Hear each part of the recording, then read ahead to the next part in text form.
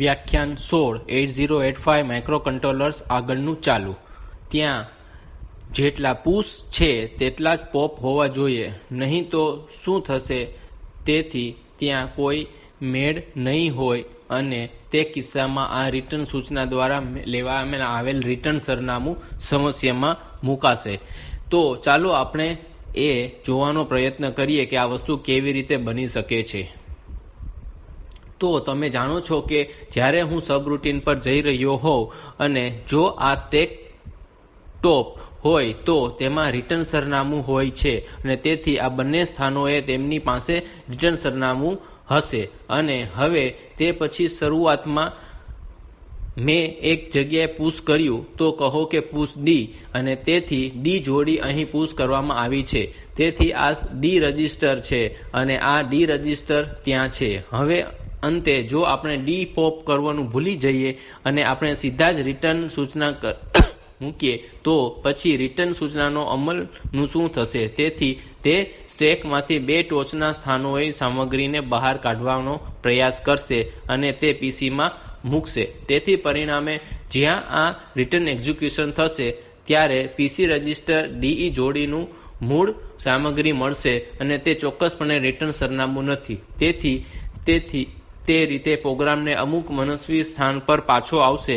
અને તો તેથી જ્યાં આપણે કહ્યું કે આ બીજા સાવધાનીની જેમ કે પુશ અને પોપ આ સંખ્યાને મેચ થવી જોઈએ. જો ત્યાં કોઈ મેળ ન થતું હોય એવું બને તો શરૂઆતમાં 5 પુશ D અને અંતમાં 6 પોપ કહ્યા છે. તેથી જો હું 5 પુશ અને 6 પોપ કરું અને પછી શું થશે તો આ રિટર્ન એડ્રેસ સ્ટેક પર માંથી પોપ આઉટ થઈ ગયું છે અને તેથી આગળનું સ્થાન જે ત્યાં છે ત્યાં મૂલ્યનો થોડો કચરો હશે. અને જ્યારે આપણે પાછા ફરવાનો પ્રયાસ કરી રહ્યા હોય ત્યારે તે મૂલ્ય PC માં લોડ કરવામાં આવશે. તેથી પુશ અને પોપ એ પુશ અને પોપ ની સંખ્યા સાથે મેળ ખાતા હોવા જોઈએ અને આ વસ્તુઓ મેચ થવી જોઈએ. તેથી આપણે તે અર્થમાં સાવચેત રહેવું જોઈએ કે તેથી આ તે વસ્તુઓ છે જ્યાં પુશ અને પોપ નો ઉપયોગ વિરુદ્ધ ક્રમમાં થવો જોઈએ અને પુશ અને પોપ ની સંખ્યા મેચ થવી જોઈએ. અને આ પુશ અને પોપ ને લૂપ ની અંદર મૂકવાની સલાહ આપવામાં આવતી નથી, કારણ કે એવું થઈ શકે છે કે લૂપ અલગ રીતે અસ્તિત્વમાં હોઈ શકે છે અને સુનિશ્ચિત કરતું નથી કે તમારે એક્ઝિટ માં સ્થાન સંખ્યામાં પુશ અને પોપ નો સામનો કરવો પડે. તેથી તે રીતે સ્ટેક સામગ્રી પરનું રિટર્ન ભૂલભરેલું બની શકે છે અને આ રીતે રિટર્ન સરનામું ખોટી રીતે પોપ આઉટ થઈ શકે છે.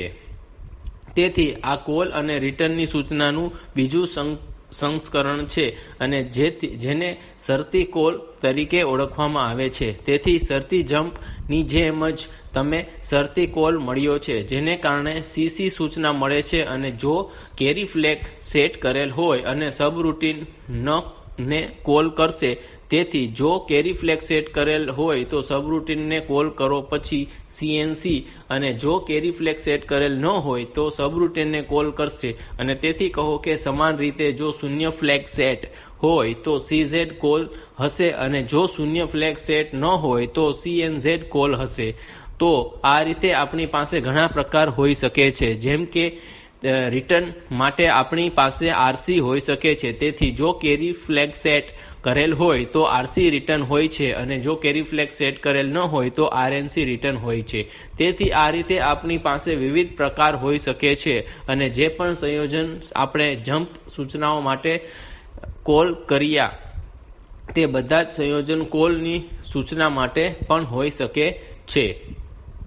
જો કે સામાન્ય ડિઝાઇન પ્રેક્ટિસ તરીકે જો તમે સોફ્ટવેર એન્જિનિયર એંગલ થી જોઈ રહ્યા હોવ તો યોગ્ય સબરૂટિન માં કેટલીક મહત્વપૂર્ણ ગુણધર્મો હોવા જોઈએ. પ્રથમ એ છે કે ફક્ત કૉલ સાથે દાખલ થાય તો રિટર્ન સૂચના બહાર નીકળે છે અને તેથી સબરૂટિન પાસે કૉલ સૂચના અને રિટર્ન સૂચના હોવી જોઈએ. તેથી તે કૉલ સાથે દાખલ થવું જોઈએ અને RET સાથે રિટર્ન આવવું જોઈએ, એટલે કે સિંગલ એન્ટ્રી પોઈન્ટ મળ્યો હોય છે અને સિંગલ એક્ઝિટ પોઈન્ટ મળ્યો હોય છે. તેથી જો આપણે આનું પાલન નહીં કરીએ તો શું થશે કે કહો કે હું એક સબરૂટિન લખી રહ્યો છું. તેથી આ સબરૂટિન છે અને અહીં કોઈ નુકસાન નથી અને કહો કે અહીં ક્યાંકની બદલે છે તો હું એક જમ્પ સૂચના મૂકું છું એડ્રેસ L1 પર જમ્પ છે અને જ્યાં L1 સબરૂટિન ની બહાર ક્યાંક છે અને L1 અહીં ક્યાંક છે પરંતુ વાસ્તવમાં રિટર્ન અહીં છે અને પરંતુ કોડ આ અમુક શરતી અમલીકરણ તે આ L1 તરફથી જમ્પ થાય છે અને કદાચ સાદા જમ્પ ને બદલે તે કેરી પર જમ્પ હોઈ શકે છે અથવા એનો કંઈક શરતી જમ્પ હોઈ શકે છે અને તે સબરૂટિન માંથી બહાર નીકળી જાય છે જો આ વસ્તુ કરવામાં આવે તો તમારી પાસે મોટી મુશ્કેલી હોય છે કે હવે સ્ટેક સામગ્રી અસંગત બની જાય છે કારણ કે સ્ટેક માં હજુ પણ રિટર્ન મૂલ્ય તેના ટોચના ભાગમાં સંગ્રહિત રહેશે તેથી તે આ છે તો કોઈપણ રીતે આપણે સુનિશ્ચિત કરવું પડશે કે સ્ટેક પોઇન્ટર વેલ્યુ માં ફેરફાર કરવામાં આવ્યો કે જેથી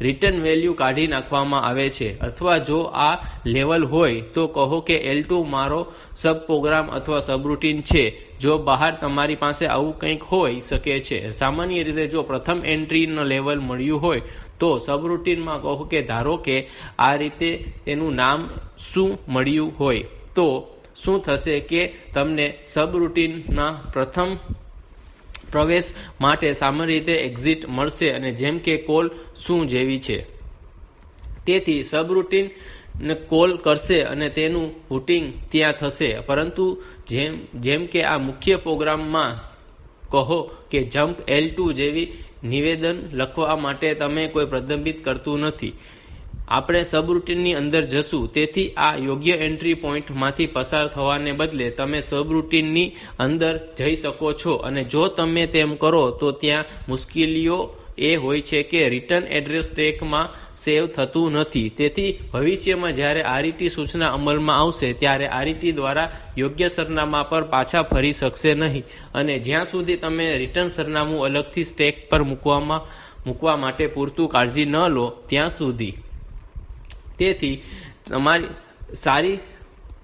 તેથી આ સારી પ્રોગ્રામ પ્રેક્ટિસ નથી તેથી આદર્શ રીતે સબરૂટિન માં તમારી પાસે સિંગલ એન્ટ્રી પોઈન્ટ અને સિંગલ એક્ઝિટ પોઈન્ટ હોવા જોઈએ અને સબરૂટિન માત્ર એક એન્ટ્રી પોઈન્ટ દ્વારા જ દાખલ થવું જોઈએ અને તે એન્ટ્રી માં જ અને એન્ટ્રી પોઈન્ટ દ્વારા જ બહાર નીકળવું જોઈએ તેથી આ છે કે અહીં કહેવામાં આવે છે કે સોફ્ટવેર એન્જિનિયર પ્રેક્ટિસ અનુસાર સબરૂટિન ફક્ત કોલ સાથે દાખલ થાય છે અને RET સાથે બહાર નીકળે છે અને તેમાં એક પ્રવેશ બિંદુ હોય છે તેથી એક જ સબરૂટિન દ્વારા જુદા જુદા પોઈન્ટ જવા માટે કોલ સ્ટેટમેન્ટ નો ઉપયોગ કરશો નહીં તો ત્યાં તમારી પાસે સિંગલ એક્ઝિટ પોઈન્ટ હોઈ શકે છે કોઈપણ સબરૂટિન માંથી માત્ર એક રિટર્ન સ્ટેટમેન્ટ હોવું જોઈએ તેથી જો તમારી પાસે બહુવિધ રિટર્ન સ્ટેટમેન્ટ હોય તો તે પ્રોગ્રામ ની વાંચન ક્ષમતાને મુશ્કેલ બનાવે છે અને તેથી આપણે તે સબરૂટિન ને ફરીથી ડિઝાઇન કરવાનો પ્રયાસ કરવો જોઈએ અને જેથી કરીને ત્યાં માત્ર એક જ એક્ઝિટ પોઈન્ટ છે અને તેથી તે પ્રોગ્રામ ને સરળતાથી સમજી શકાય છે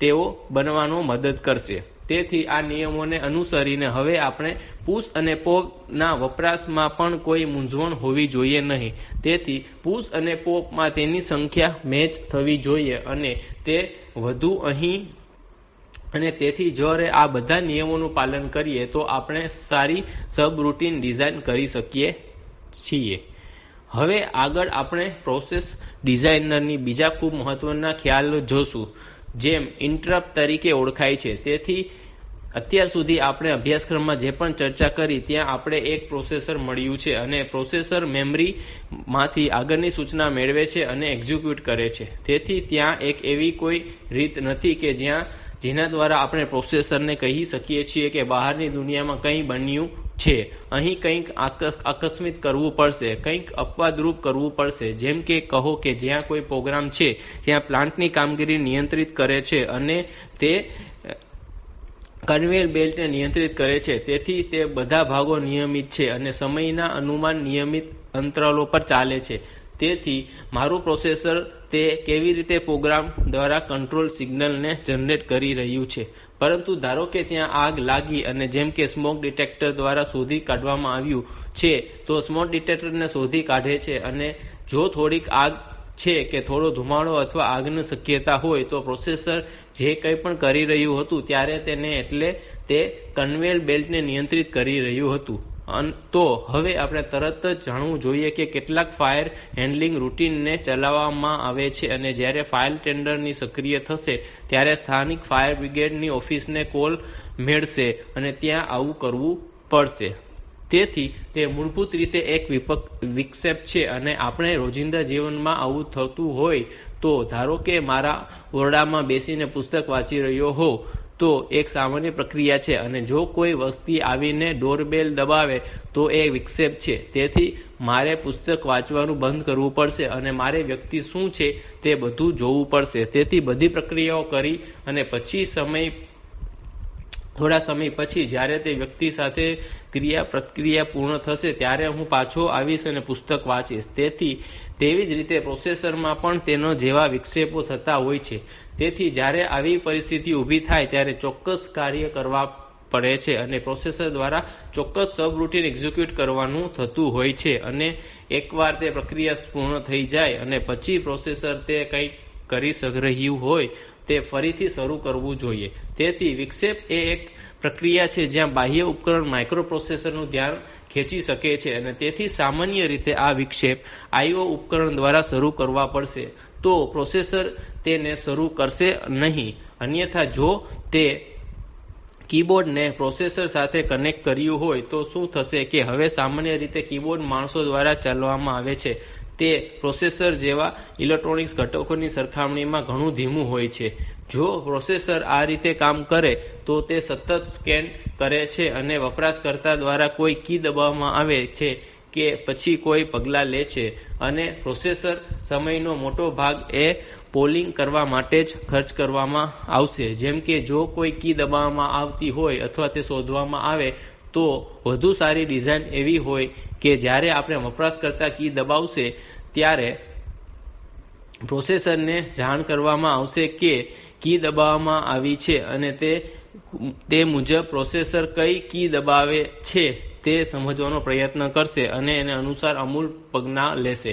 તેથી આ રીતે વિક્ષેપ ખરેખર IO ઉપકરણમાં ઉદ્ભવે છે અને IO ઉપકરણ પ્રોસેસર ને વિક્ષેપ મોકલશે અને આ સમગ્ર પ્રક્રિયા અસુમેળ વાળી છે. તેથી અસુમેળ નો અર્થ એ છે કે પ્રોસેસર ની ઘડિયાળ CP સાથે સમન્વય નથી હોતી અને ફરજિયાત નથી આ વિક્ષેપ ઘડિયાળની એજીસ પર થવો જોઈએ. તે તદ્દન અસુમેળ વાળું છે અને કોઈપણ સમયે આવી શકે છે. તેથી પ્રોસેસર દ્વારા તેનો જવાબ આપવામાં આવશે કે નહીં તે ઘણી બાબતો પર આધાર રાખે છે કારણ કે આપણે તેને ધીમે ધીમે જોઈ રહ્યા છીએ. પરંતુ ઘટના અસુમેળ વાળી છે અને ત્યાં બે પ્રકારના વિક્ષેપો હોઈ શકે છે. કેટલાક વિક્ષેપોને માસ્કેબલ કહેવામાં આવે છે અને તેમાંથી કેટલાક નોન માસ્કેબલ કહેવામાં આવે છે. તો માસ્કેબલ એટલે કે વિક્ષેપોમાં વિલંબ થઈ શકે છે. તેથી તમે કહી શકો છો કે હમણાં માટે હું આ સ્ત્રોતમાંથી વિક્ષેપ થવા માંગતો નથી. ઉદાહરણ તરીકે જો હું પુસ્તક વાંચતા માણસ પાસે પાછો જઈ રહ્યો છું તો દરવાજાની ઘંટડી વાગે છે અને તેથી જો હું ઈચ્છું છું કે મને સમય કે ખલેલ ન પહોંચાડો તો હું શું કરીશ ડોરબેલ ને સ્વિચ અસક્ષમ કરી શકું છું અને તેથી ત્યાં દરવાજાની ઘંટડી દબાવવામાં આવે તો પણ ડોરબેલ વાગશે નહીં. તેથી એવી રીતે ડોરબેલ ને માસ્ક કરી શકું છું અને ઇન્ટરપ્ટ બનાવી શકું છું. બીજી બાજુ જો ત્યાં વીજળી ન હોય અથવા તો સ્મોક ડિટેક્ટર કે જેમ આગ શોધી કાઢે છે તે પ્રકારની વસ્તુઓ નોન માસ્કેબલ હોય છે અને આપણે તેને સંશોધિત કરવા માટે સક્ષમ હોવા જોઈએ નહીં. તેથી આપણે તેને વિલંબ કરવામાં સક્ષમ ન હોય તો તેની તાત્કાલિક કાળજી લેવી જોઈએ અને તેથી પ્રોસેસર માં પણ પ્રવૃત્તિના પ્રકાર પર આધાર રાખીને IO ઉપકરણ દ્વારા તેને સિસ્ટમ સાથે કનેક્ટ કરો છો ત્યારે કેટલાક ઉપકરણો એવા જટિલ હોય છે કે જ્યારે તમે પ્રોસેસર ને વિક્ષેપ કરતા અટકાવી શકતા નથી. તેમાંથી કેટલાક માટે કદાચ તેને રોકી શકતા નથી અને તેનું એક મહત્વનું નથી. તે પ્રોસેસર ને લાગે છે કે ઉપકરણોમાંથી વિક્ષેપ સ્વીકારી શકે છે ત્યારે તે ઉપકરણને વિક્ષેપીને અનમાસ્ક કરી શકે અને પછી તે ઉપકરણોમાંથી વિક્ષેપો મોકલી શકાય છે અન્યથા નહીં. તો તે એક પ્રકારનું વર્ગીકરણ છે. વિક્ષેપોનું વર્ગીકૃત કરવાની બીજી રીત વેક્ટર અને નોન વેક્ટર છે. જેમ કે હું કહું છું કે જ્યારે વિક્ષેપ આવે ત્યારે વિક્ષેપની સર્વિસ આપવી પડશે અને પ્રોસેસર કેવી રીતે સર્વિસનો વિક્ષેપ પાડે છે તેથી પ્રોસેસરે કોડનો એક ભાગ અમલમાં મૂકવો જોઈએ જે અગાઉથી નક્કી કરવામાં આવશે.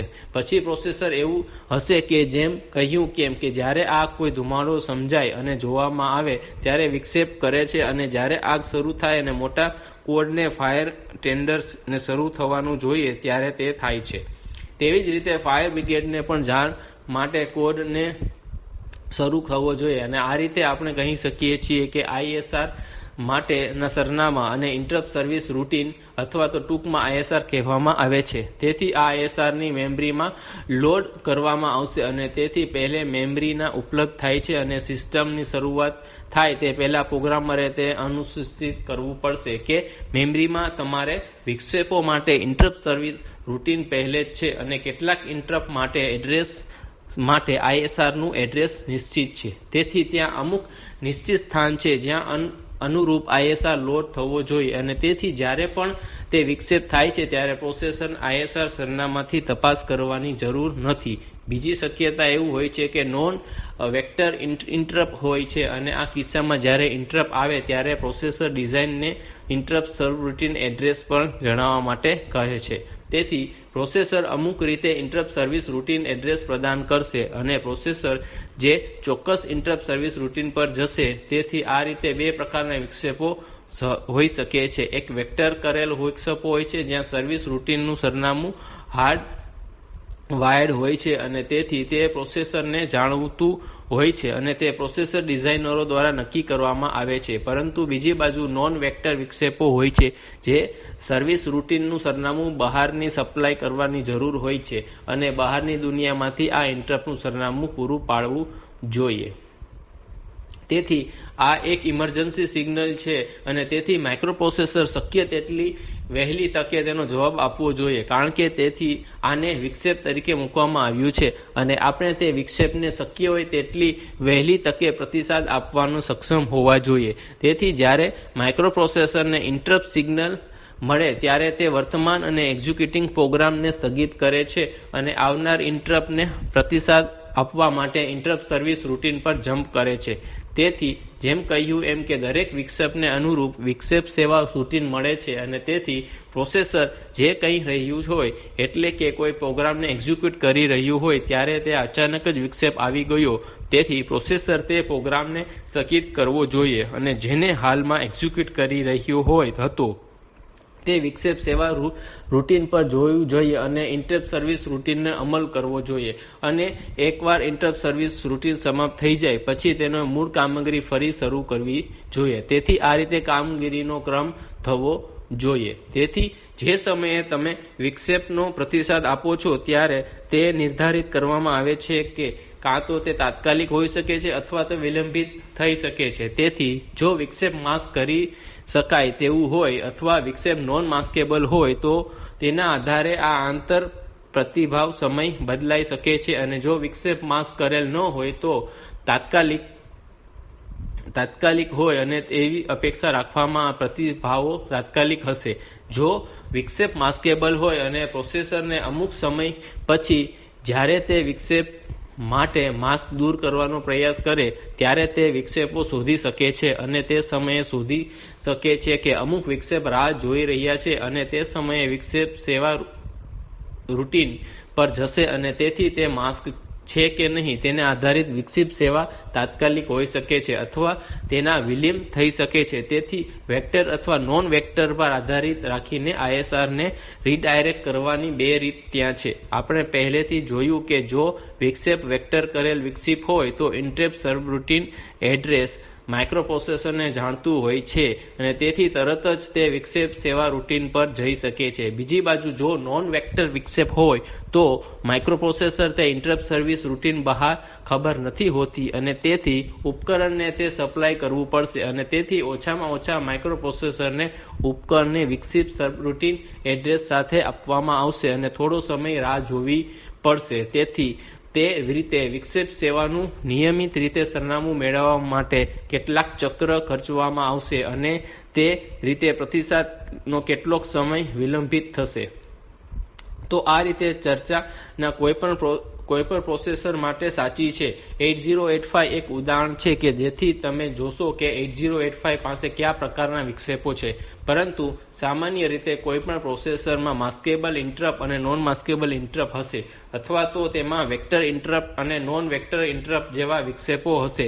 તેથી તે 8085 ના કિસ્સામાં સંખ્યાબંધ વિક્ષેપો છે જેમાંથી કેટલાક માસ્ક કરી શકાય તેવા છે અને જેમાંથી કેટલાક બિન માસ્કેબલ અને આ માસ્ક કરી શકાય તેવા વિક્ષેપોને એક ફ્લિપ ફ્લોપ દ્વારા નિયંત્રિત કરવામાં આવે છે જેને ઇન્ટરપ્ટ સક્ષમ ફ્લિપ ફ્લોપ તરીકે ઓળખવામાં આવે છે. અને આ ઇન્ટરપ્ટ સક્ષમ ફ્લિપ ફ્લોપ વપરાશકર્તા દ્વારા સીધી રીતે સુલભ નથી પરંતુ વપરાશકર્તા દ્વારા ઇન્ટરપ્ટ અને સક્ષમને નિષ્ક્રિય કરવા માટે EI અને DI જેવી સૂચનાઓનો ઉપયોગ કરી શકાય છે. તેથી EI એ વિક્ષેપોને સક્ષમ કરે છે અને DI એ વિક્ષેપોને અક્ષમ કરે છે અને આ EI અને DI છે. તેથી તેઓ ખરેખર આ વિક્ષેપોને અસર કરે છે અને ફ્લિપ ફ્લોપ ને સક્ષમ કરે છે અને EI એ 1 પર સેટ કરીને DI ને 0 પર સેટ કરશે અને તે રીતે EI અને DI થશે. તેથી 8085 કિસ્સામાં માત્ર એક જ નોન માસ્કેબલ ઇન્ટરપ્ટ છે. તેથી તે આ DI અને EI સંભવિત શરૂ થતું નથી. તેથી તે ધીમે ધીમે જોશે તો નોન માસ્કેબલ વિક્ષેપ EI અને DI દ્વારા પ્રભાવિત થશે નહીં અને માસ્ક કરી શકાશે નહીં તેવા વિક્ષેપો જ મળશે. તેથી ઇન્ટરપ્ટ સક્ષમ ફ્લિપ ફ્લોપ ને નોન માસ્કેબલ ઇન્ટરપ્ટ પર અસર કરે છે અને માસ્કેબલ ઇન્ટરપ્ટ પર નહીં. તેથી ત્યાં પિન માં 5 વિક્ષેપ છે. જો તમને પિન ડાયાગ્રામ યાદ હોય તો આપણે 8085 પ્રોસેસર માટે બતાવેલ છે કે ત્યાં 5 વિશેષ પિન છે. પ્રથમ એક INTR ત્યાં INTR ચિહ્ન પિન હોય છે અને આ એકમાત્ર નોન વેક્ટર વિક્ષેપ છે. તેથી નોન વેક્ટર વિક્ષેપ એટલે કે ઇન્ટરપ્ટ સર્વિસ રૂટીન એડ્રેસ અને આ ઇન્ટરપ્ટ ક્યારે થાય છે તે જાણી શકાતું નથી. જો કોઈ ઉદાહરણ છે કે INTR લાઇન સાથે જોડાયેલ હોય તો તે INTR લાઇન દ્વારા પ્રોસેસર ને વિક્ષેપ મોકલી શકે છે અને જ્યારે આ INTR વિક્ષેપ હોય કારણ કે તે નોન વેક્ટર વિક્ષેપ છે તેથી પ્રોસેસર ચોક્કસ એક્ઝિક્યુશન સાયકલ પર જશે અને જ્યાં તે ઉપકરણને ISR સરનામું પ્રદાન કરવાની અપેક્ષા રાખે અને તે ISR સરનામું મેળવ્યા પછી પ્રોસેસર તે ISR પર જશે. તેથી INTR એ માસ્કેબલ ઇન્ટરપ્ટ છે. તેથી આ EI અને DI સૂચનાનો ઉપયોગ વિક્ષેપો અથવા સક્ષમ અને અક્ષમ કરવા માટે થઈ શકે છે. પછી ત્યાં વધુ 3 પિન RST 5.5 RST 6.5 અને RST 7.5 છે. તેથી તેઓ વેક્ટર વિક્ષેપો છે અને તેથી તેમના માટે ISR સરનામાં પ્રોસેસર ને જાણતા છે. તેથી જ્યારે આ વિક્ષેપો થાય ત્યારે પ્રોસેસર ચોક્કસ સરનામાં પર બ્લેન્ક કરશે અને તે બધા જ માસ્કેબલ છે અને 5.5 6.5 અને 7.5 તમામ વિક્ષેપો માસ્કેબલ ઇન્ટરપ્ટ છે. જ્યારે બિન ઇન્ટરપ્ટ એ TRAP તરીકે ઓળખવામાં આવે છે અને 8085 માં એકમાત્ર નોન માસ્કેબલ ઇન્ટરપ્ટ છે અને તે વેક્ટર ઇન્ટરપ્ટ છે. તેથી TRAP અને ISR સરનામું જાણતું હોય અને તે નોન માસ્કેબલ ઇન્ટરપ્ટ છે. તેથી જો તમે અંતર્ગત પ્રોસેસર તરીકે 8085 સાથે સિસ્ટમ ડિઝાઇન કરી રહ્યા હોવ તો તમે સમજી શકો છો કે તમે સંખ્યાબંધ ઉપકરણોને સિસ્ટમ સાથે કનેક્ટ કરવા જઈ રહ્યા છો. પછી તે INTR સાથે કનેક્ટ થઈ શકે અથવા તો તે RST લાઇન સાથે કનેક્ટ થઈ શકે છે અને આ તમામ વિક્ષેપો સાથે સંપૂર્ણ હશે તેની સાથે જોડાયેલ હોવા જોઈએ અને TRA લાઇન સાથે જોડાયેલ હોવા જોઈએ અને સામાન્ય રીતે વીજળી ન હોય તેવી ગંભીર સ્થિતિમાં તે બધા સાથે TRAP લાઇન સાથે જોડાયેલ હોય છે અને TRAP સેવા છે. તેથી પાવર જાય ત્યારથી સિસ્ટમ બેટરી રાખવામાં આવે છે અને તેથી સિસ્ટમે પહેલા તમામ મહત્વપૂર્ણ ડેટાને સાચવવાનો પ્રયત્ન કરવો જોઈએ. તેથી TRAP સેવા નિયમિત રીતે કરી શકાય છે અને તેથી તે સિસ્ટમ પહેલા તમામ મહત્વપૂર્ણ ડેટા નોંધ લેશે અને મુખ્યત્વે બધા અમુક સુરક્ષિત સ્થાનો પર કોપી કરવાનું જોઈએ અને પછી તે પાવર ડાઉન મોડ માં જવું જોઈએ. તેથી આ રીતે ટ્રેપ નો ઉપયોગ પરિસ્થિતિમાં થઈ શકે છે અને ખૂબ જ ગંભીર છે. હવે સારાંશ માટે આપણે કહીએ તો આપણને INTR મળ્યું છે જે માસ્કેબલ છે અને તે વેક્ટર નથી. 5.5 6.5 અને 7.5 તે બધા માસ્કેબલ છે અને તે બધા વેક્ટર પણ છે અને TRAP નોન માસ્કેબલ ઇન્ટરપ્ટ છે અને વેક્ટર ઇન્ટરપ્ટ છે. તેથી ISR નું સરનામું જાણીતું છે. હવે વેક્ટર એડ્રેસ પર ISR શું છે તે બધું શું છે આપણે વેક્ટર્સ ક્યાંથી શોધી શકીએ છીએ તે કેવી રીતે કરવું. તેથી ઇન્ટરપ્ટ વેક્ટર એક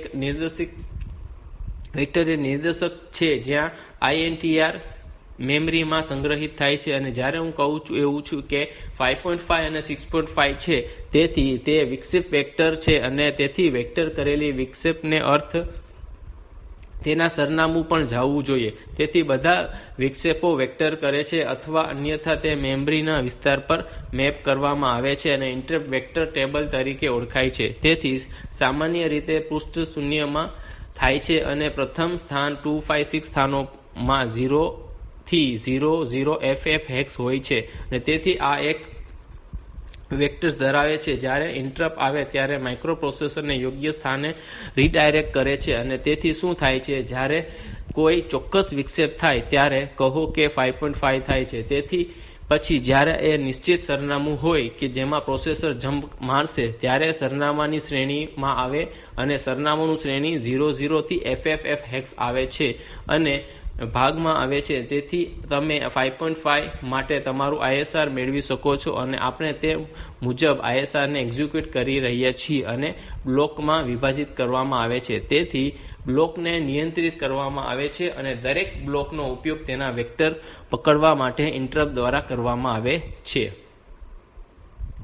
તેથી હું એક ઉદાહરણ લઈશ અને તે રીતે કહીશ કે ઇન્ટરપ્ટ વેક્ટર ટેબલ છે અને તેથી RST 5.5 થયું અને તેથી પ્રોસેસર શું કરે છે તે મૂલ્યને 8 વડે ગુણાકાર કરવામાં આવે છે અને તેથી 5.5 × 8 24 અને તેથી તે મેમરી લોકેશન 24 આવશે અને 24 પછી તે અપેક્ષા રાખશે કે 5.5 માટે ઇન્ટરપ્ટ સર્વિસ રૂટિન સ્થિત હશે. અને તેથી આ 5.5 પછી મારી પાસે 6.5 છે અને તેથી 6.5 એટલે 27 શરૂ થશે. કહો કે મને માફ કરો કે 6.5 5.5 અને 5.5 શરૂ થશે ત્યારે 5.5 માં 88 જે 44 બનાવે છે અને તેથી તે 40 થી શરૂ થશે અને 6.5 એ 48 થી શરૂ થશે. તે રીતે કરવામાં આપણે માત્ર થોડા બાઇટ્સ ની છે. તેથી 5.5 ગુણ્યાં 8 આપણે 40 વત્તા 4 એટલે કે 44 બને છે અને 6.5 ગુણ્યાં 8 એટલે કે 60 વત્તા 48 એટલે 4 એટલે કે 52 બને છે. તેથી જો 5.5 વિક્ષેપ આવે તો આ મારી મેમરી હોય તો સરનામું 44 જશે અને તેથી સરનામું દશાંશ 44 પર જશે અને 6.5 થાય તો મેમરી સ્થાન પર જશે અને સરનામું 55 છે. તેથી તમે જુઓ છો કે 45 થી 55 બંને વચ્ચે આપણને 6 વત્તા 7 કે 8 સ્થાન મળે છે. તેથી આપણને 5.5 માટે ઇન્ટરપ્ટ સર્વિસ રૂટિન રાખવાના ટોચની વચ્ચે 8 સ્થાનો મળે છે અને તેવી જ રીતે 6.5 માટે 7.5 ને 8 સ્થાનો મળે છે અને તેથી 6.5 7 પોઇન્ટર માટે ઇન્ટરપ્ટ સર્વિસ રૂટિન રાખવા માટે અન્ય 8 સ્થાનો મળે છે. હવે આપણે ચોક્કસ ઉદાહરણ માટે ઇન્ટરપ્ટ સર્વિસ રૂટિન ને ખૂબ જ નાનું હોય તો તે 8 બાઇટ માટે સમાવિષ્ટ હોઈ શકે છે અને સામાન્ય રીતે આપણી પાસે એટલી નાની ઇન્ટરપ્ટ સર્વિસ રૂટિન નથી કે તે 8 બાઇટ માં રાખી શકાય. તેથી આપણે શું કરીશું હવે આપણે જમ્પ સૂચના મૂકીએ છીએ જેથી કેટલીક મેમરી સરનામા પર જાઓ અને 5.5 માટે વાસ્તવિક ISR કદાચ મેમરી સ્થાન 000 થી સ્થિત છે. તેથી આપણે શું કરીએ છીએ કે આપણે જમ્પ 2000 સૂચના મૂકીએ છીએ અને આ માત્ર 3 બાઇટ્સ થી શરૂ થાય છે. જો સૂચના ડીકોડિંગ માટે 3 બાઇટ્સ જરૂરી હોય અને તેથી તે તમારા માટે પૂરતું છે તેથી હું તેને અહીં મૂકું છું અથવા તો હું અહીં ફક્ત 3 બાઇટ્સ નો ઉપયોગ કરું છું અને જમ્પ 200 નો કોડ મૂકું છું જેથી જ્યારે વિક્ષેપ આવે ત્યારે પ્રોસેસર આ બિંદુએ આવે અને તે આ સૂચના જમ્પ 2000 પર મળે અને તેથી તે મેમરી એડ્રેસ 2000 પર જશે અને ત્યાં ISR કોડ ને એક્ઝિક્યુટ કરશે. તેથી આ રીતે આપણે આ નાના મેમરી સ્થાનોના નાના કદના ઇન્ટરપ્ટ વેક્ટર ટેબલ જમ્પ દ્વારા મોટા ISR કોડ ને હેન્ડલ કરી શકીએ છીએ.